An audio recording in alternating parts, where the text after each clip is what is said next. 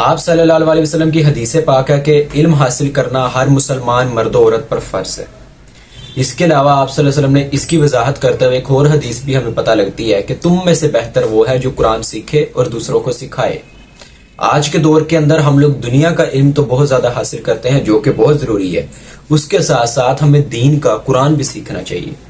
آج کے ایک طالب علم کے لیے قرآن کو سیکھنے کے لیے جو جو ضروریات ہیں اور جو جو اس کو نصیحتیں ہونی چاہیے اس کے متعلق آج کی ویڈیو ہے، تو چلتے ہیں سیدھا ویڈیو کی طرف۔ السلام علیکم، تو کیا حال ہے آپ کا دوستو؟ کیا اسلام سچا مذہب ہے؟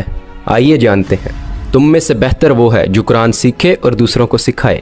تو چلے آئیے آج ذرا قرآن ہی سیکھ لیتے ہیں۔ تو آپ سب دیکھ رہے ہیں میرا یوٹیوب چینل۔ قرآن کے اندر اللہ تعالیٰ نے جب بھی اپنی کتاب کا ذکر کیا، ساتھ میں ہدایت کا ذکر کیا کہ یہ قرآن، یہ کتاب ہدایت کے لیے ہے۔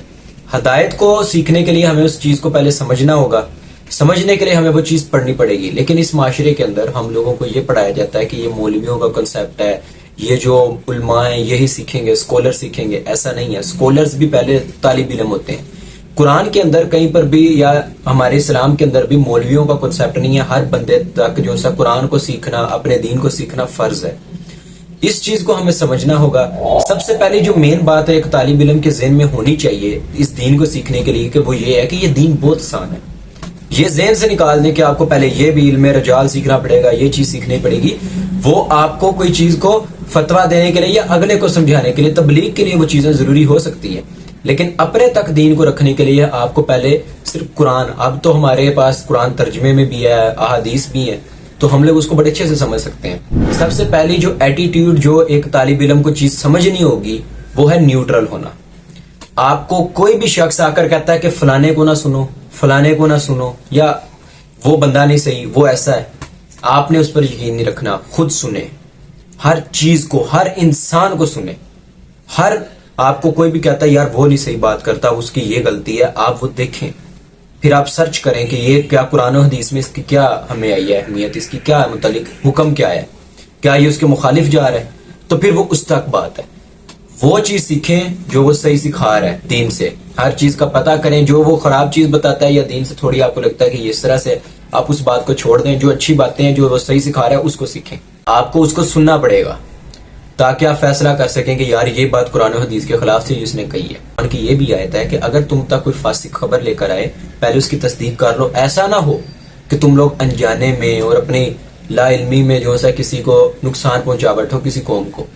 تو یہ چیز بھی سمجھنی ہوگی کہ اگر کوئی اسکالر کے متعلق یا کسی شخص کے متعلق جس کو آپ سن رہے تھے یا جس کے متعلق آپ رکھتے ہیں کہ یار اس کو سننا ہے، کچھ شخص آ کر کہہ رہے ہوتے ہیں کہ یار وہ فلانے نے اس طرح کیا ہے، تو وہ خبر لے کر آیا، آپ پہلے اس کی تصدیق کریں، اس کو سنیں۔ آپ اس کو سنیں، کیا یہ دین کے متعلق صحیح بات کر رہا ہے، یہ جو خبر لے کر آیا کیا یہ سچی ہے، ایسے ہی ہے، تصدیق کریں۔ اس طرح سے آپ کو اسلام سیکھنے میں مدد ملے۔ دوسری جو آج کے بچوں میں بہت بڑی اس چیز کی کمی ہے ہر ایک کے اندر، کہ وہ مخلص ہونا ہے اپنے ساتھ، اپنی ذات کے ساتھ کوئی بھی مخلص نہیں ہے۔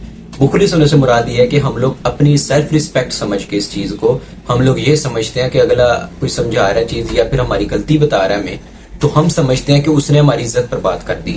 ایسا نہیں ہے۔ اگر آپ کی کسی چیز میں کوئی غلطی ہے آپ اعتراف کریں، سب سے بڑی چیز۔ اگر آپ دیکھیں، تصدیق کریں، آپ کو لگتا تھا یہ چیز میری غلطی ہے، آپ فوراً اعتراف کریں۔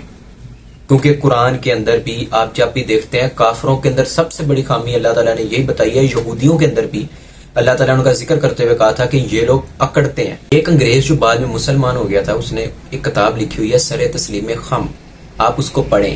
اس کے اندر اس نے ایک بات بڑی پیاری لکھی ہے، واقعہ ہے اس کا۔ وہ کہتا ہے جب میں نیا مسلمان ہوا تھا تو آپ کو پتہ ہے انگریزوں کے کلچر میں رنگ و نسل کو بہت دیکھا جاتا ہے، وہاں پر حبشیوں کے متعلق اور کافی زیادہ ان میں یہ خرابیاں رہی ہیں۔